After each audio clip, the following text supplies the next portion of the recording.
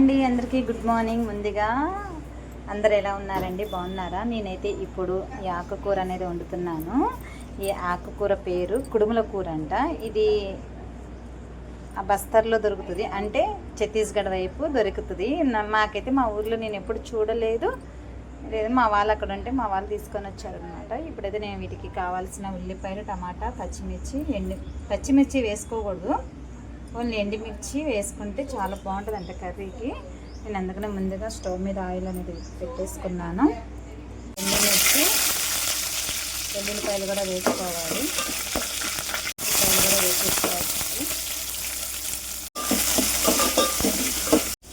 చూడండి, ఎటువంటి కెమికల్స్ లేకుండా ఉన్న ఆకుకూర అండి.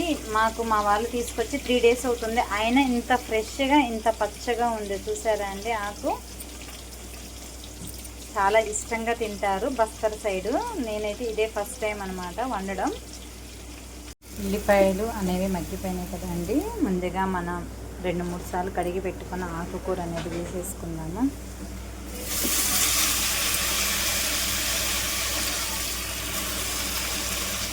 సాల్ట్ అనేది వేసుకుంటే ఆకుకూర అనేది త్వరగా మగ్గిపోతుందండి. ఇంత ఫ్రెష్ కర్రీ, మందు లేని కర్రీ ఎక్కడ దొరకదండి, ఒక అడవిలోనే దొరుకుతుంది.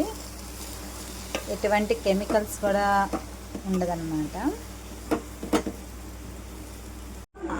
ఆకుకూర అనేది మగ్గిందో లేదో చూద్దామండి.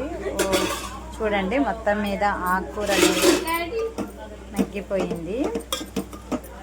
మనం ఇలాగ ఉన్నప్పుడే టమాటా ముక్కలు అనేది యాడ్ చేసుకోవాలి. టమాటాలు కూడా మగ్గడానికి టైం తీసుకుంటుంది కాబట్టి. చూడండి ఎంత కలర్ఫుల్గా ఉందో, గ్రీన్ అండ్ రెడ్.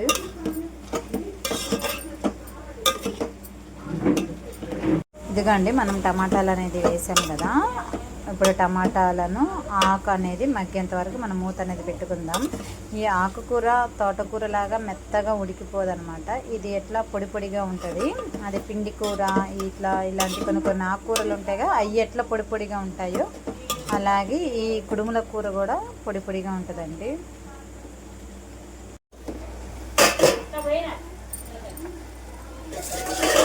ఇదిగోండి, కర్రీ మొత్తం మీద అనేది మగ్గిపోయింది. మనం దీంట్లో కొంచెం కారం అనేది యాడ్ చేసుకుందాం లైట్గా. ఆల్రెడీ ఎండుమిర్చి చేసాం కాబట్టి సరిపోతుంది. ఎంతో రుచికరమైన కుడుముల కర్రీ అనేది అయిపోయిందండి. ఈ ఆకుని కుడుముల ఆకు అని అంటారంట. నాకు తెలియదు, ఇదే ఫస్ట్ టైం నేను వినడం. మీకేమైనా తెలిస్తే కామెంట్ బాక్స్లోకి వచ్చి చెప్పేయండి. ఓకే ఫ్రెండ్స్, కొత్తగా ఎవరైనా నా ఛానల్ చూసారంటే లైక్ చేయండి, షేర్ చేయండి, సబ్స్క్రైబ్ చేసుకోండి.